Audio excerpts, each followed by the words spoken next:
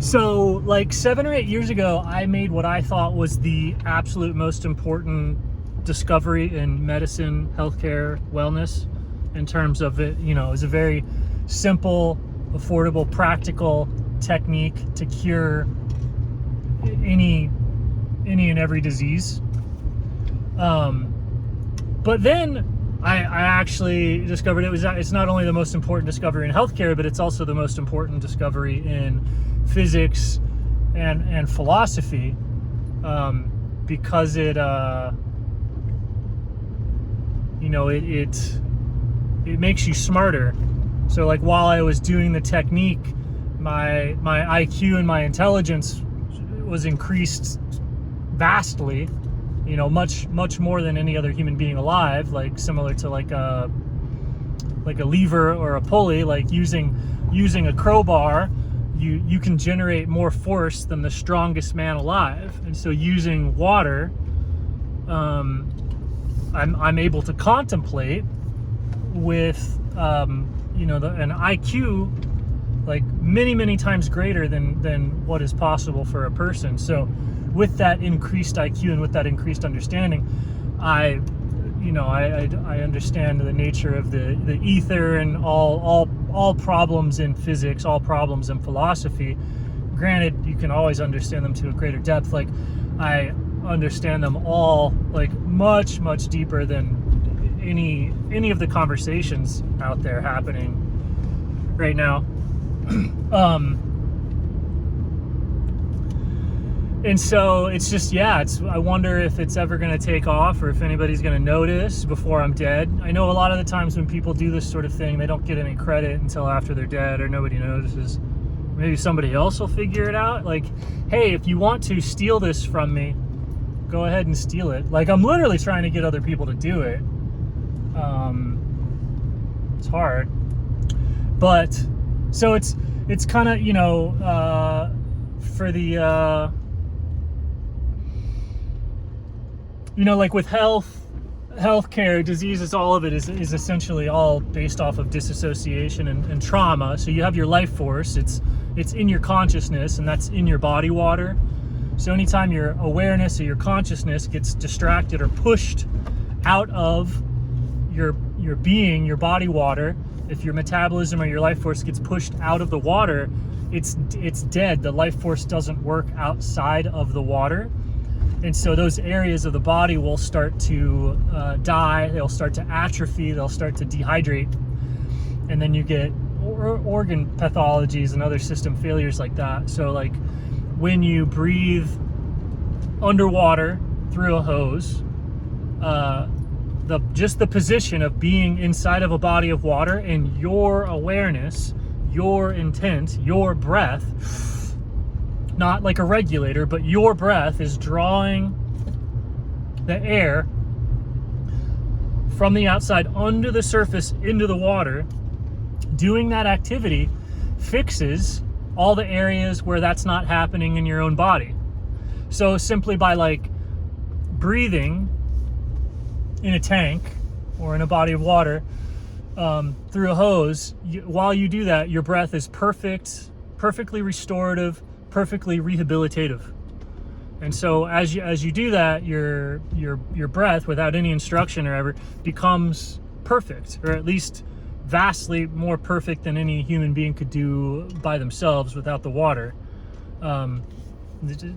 Similar to like anybody in a car can drive or can go faster than the fastest runners. Using water like that amplifies the strength in a similar manner.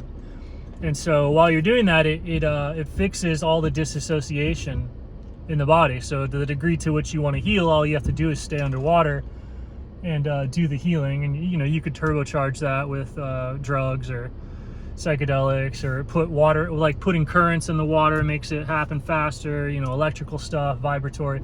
It can be combined with any medicinal technique known, including body work, craniosacral, underwater craniosacral. Disgustingly more effective than just craniosacral on land. I mean, it doesn't even make sense to do it if you have access to the water thing. And so while you're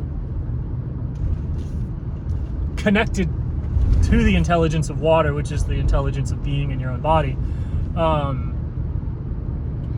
it becomes obvious like what the ether is. Like all perception, all objects is a pattern in your metabolism. And so all of this is underwater.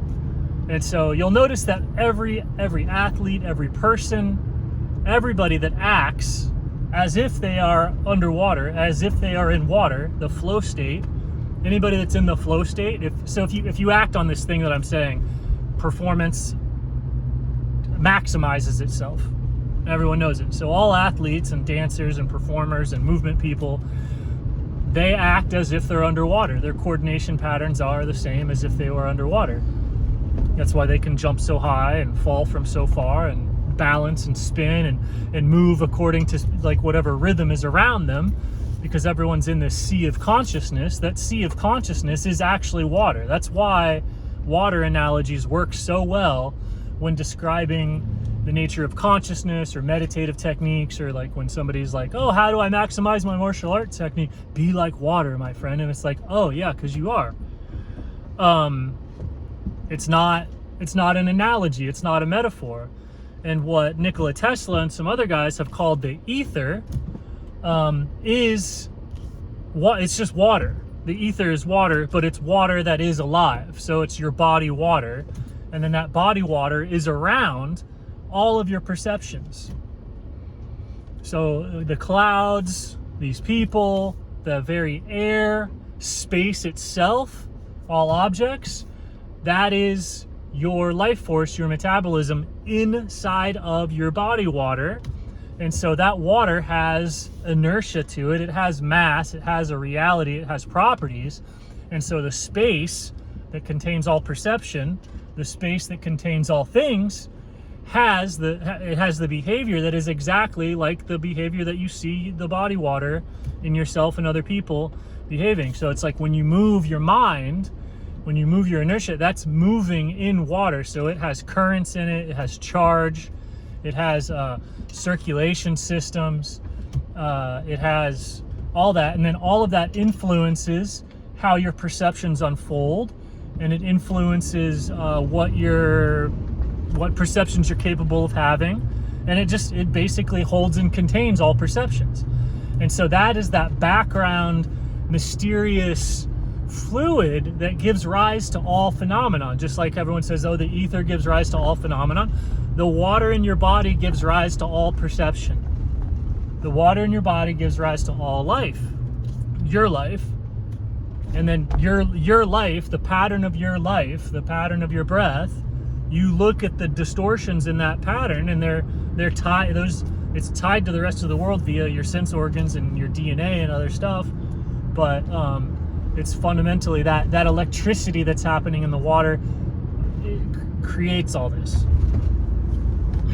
So if you can feel the water, if you can move the water, that opens up all of the different yoga powers of like telekinesis, force, push, strength, flotation, flow state, all that. And it's all in the background. Like the only reason that people don't understand this is because it's like fish don't discover water. So nobody, like everyone is a master of using their consciousness, is a master of using water, but nobody ever thought to conceptualize it because it's just so second nature. It requires an extreme level of creativity and autism to start to verbalize or conceptualize that pattern. And so like physics and healthcare and stuff like that is way far behind because they don't understand the nature of perception. Like people think that they are working with objects when in reality they're working with perceptions. Does that mean everything is an illusion? No. The perceptions are real. Your metabolism and your life force is here. It's not any different from what holds the atoms together though. So while this is all mind or whatever, mind is this shape. It's actually this shape. It's actually right here doing this shape, doing this thing. So it's like you're not in a matrix at all, but reality is formed in that kind of way.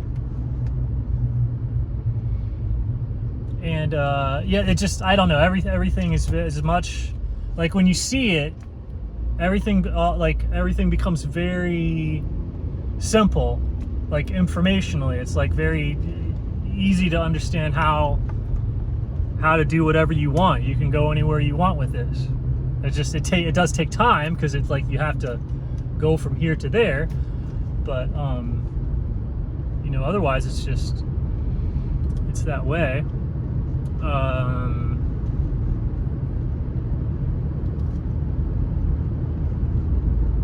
But yeah, so I know everything to the degree that it's knowable to a person, but multiple times greater than what it would be known to, like whatever it's possible for a person to know or understand, because I've used water, which is consciousness itself, as a simple machine, as a force amplifier for my own understanding.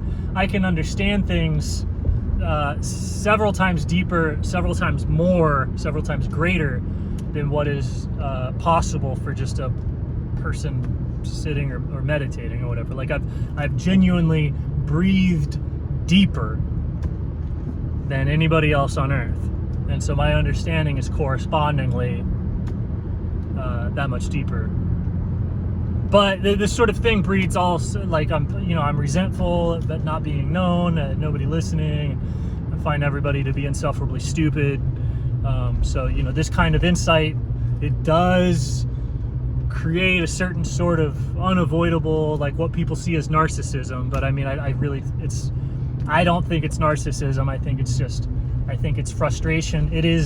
I think it's genuine superiority. Like I am genuinely, my intellect, just because of this technique, is genuinely superior to any other human beings on earth. So it generates what looks like a superiority complex, or it generates like what looks like the same things that narcissists deal with. But in this case, it's real. Like I am actually special, and I am actually smarter than everybody else, and I've tried not to be, but it just is obviously the case, you know. And I don't know, it's not that crazy to say that. Like you got, like, rappers say it all the time.